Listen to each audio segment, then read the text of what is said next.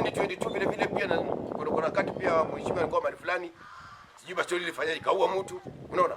Kwa hivyo saa zingine pia mimi nalaumu sisi wananchi wenyewe, kwa sababu tunamjua kwamba yule kiongozi ambaye tunamjua ni mtu mwenye ana vituko fulani, tena ametoka kule, tena bado sisi tunamjagua.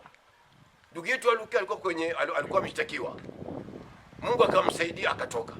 Badala indekana sasa atubie kwa Mungu, awe ni mtu mzuri kwa watu, ayatende ndio bado ile damu bado inafuata watu wanauao kwa ajili yake yeye. Sasa kwa hivyo ningeomba tu wale ambao kwamba wamepewa nafasi watumikie pesa kwa ajili ya maendeleo na miradi, kuliko kuleta siasa mapema, kupoteza vijana wenzetu, wengine kuvunjika miguu, wengine kama bado kampeni zenyewe hazijafika.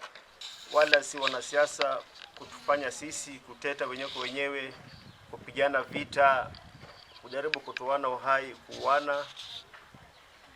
Tujunge pamoja vijana, tushikamane mikono pamoja ili tuendeleshe jamii zetu, dini zetu, kabila zetu mbele, na tuache chuki ya ukabila.